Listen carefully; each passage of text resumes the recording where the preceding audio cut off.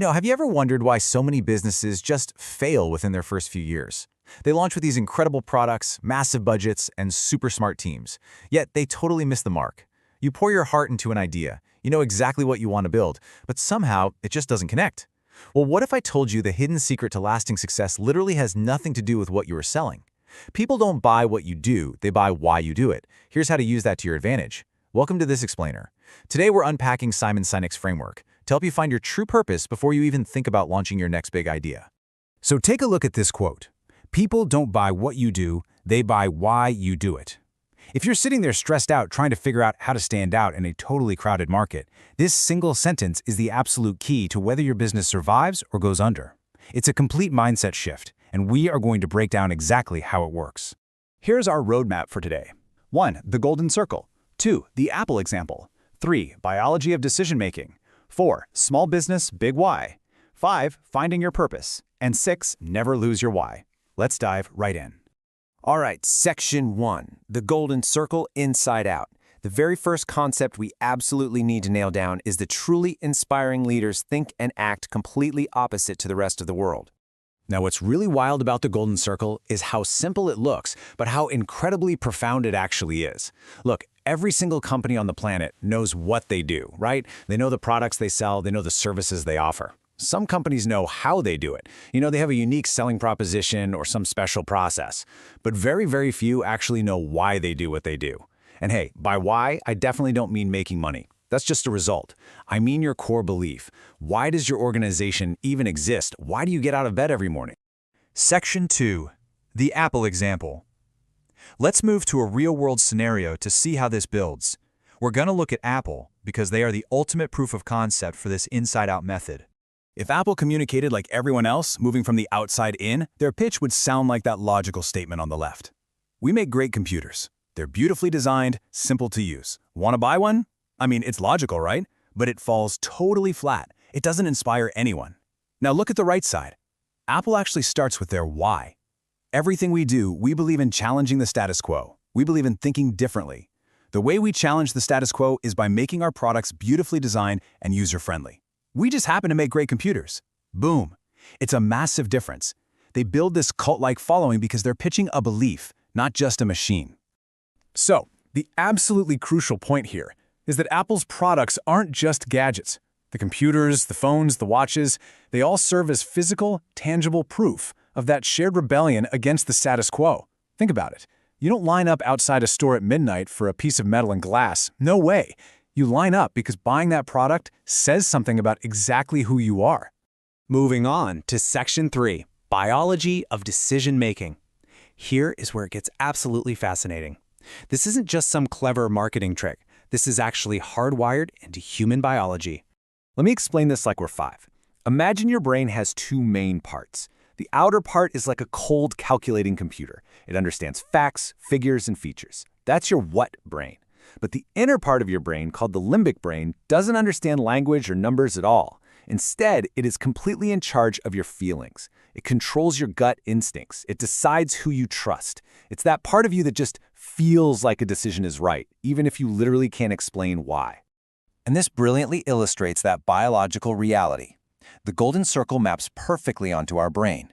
When you communicate from the outside in, starting with what, people can understand vast amounts of facts and features, but it doesn't drive behavior. But when you start with why, you are talking directly to that inner limbic brain. You bypass analytical thought entirely. You create an immediate, undeniably powerful feeling of trust and irrational loyalty. Honestly, that's why people buy based on gut feelings and then try to justify it with facts later. Section 4, Small business, big why. So how does this actually apply to you? You might not be trying to build the next Apple. Maybe you just want to open a small local storefront or a service business in your town. How do you use this biological superpower for your own ambitions? Let's look at a neighborhood coffee shop as an example of how to apply the why locally. The what shop focuses entirely on their ingredients. We have the best beans, the best roasting equipment. That's fine, but it forces you to compete purely on price and taste. Now look at the why shop. We exist to fuel the community's morning connections. We believe in creating a safe, warm space for neighbors to gather. The coffee is literally just the tool they use to bring that belief to life. The why shop wins every single time because it creates an emotional bond with the local community, not just a simple caffeine transaction. If you are starting a local business, you absolutely must build an infrastructure of belief before you even unlock your doors on opening day. First, define what you believe about your community. Second, ensure every service or product you offer is just tangible proof of that belief. And third, and guys, this is huge, hire people from your town who already believe what you believe. Look, you can teach a barista how to make a latte. You absolutely cannot teach them to actually care about their neighbors. Section 5. Finding your purpose. Now, I know exactly what you're thinking. Defining this core purpose feels incredibly difficult. How do you actually pull this abstract why out of thin air? Well, the good news is, you don't. Let's look at the golden circle from a totally new angle. It's actually a three-dimensional megaphone. The leader, that's you, sits at the very top. You are the why. You are the vision. The next level down are the people who know how to build your vision. And at the very bottom is the what. These are the things your business actually produces. Your why has to be crystal clear at the top so that it amplifies loudly and clearly all the way down to the marketplace. Finding your why is a process of discovery, not invention. Think of it like pulling back an arrow on a bow. Before it can shoot forward with massive power, it has to be pulled backward. You don't invent your purpose by looking at market research. You don't invent it by asking customers what they want. You discover it by looking exactly 180 degrees behind you. You look at your own authentic life experiences. You look at your upbringing. You look at the things that have consistently driven you throughout your entire life. Your why is already inside you. Section 6. Never lose your why. Once you find your purpose, you have to protect it. There is a very dangerous trap waiting for you once your business starts succeeding, and we need to warn you about what inevitably happens when a business loses its internal focus. Sinek calls this the split. As your business grows, your what, your profits, your metrics, your size becomes massive and really loud, and suddenly the original why gets kind of fuzzy. Walmart is a perfect example of this. Founder Sam Walton built a massive empire on a core belief, helping everyday people afford a better life. It was a real cause, but after he died, the company focused purely on the what, just rapid growth and cheap prices. They lost their cultural compass. When a booming business loses its foundational why, it loses its soul. It's forced to compete in a miserable race to the bottom on price alone.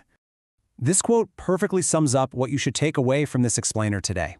What you do can change with the times, but why you do it never does. The products you sell, the services you offer, the exact layout of your local storefront, all of that will evolve as technology and markets change. But your core belief? That must remain rock solid if you want to inspire lasting action and true loyalty. So here is the challenge I am leaving you with right now. You probably already know what you want to build. You know the exact business you want to start.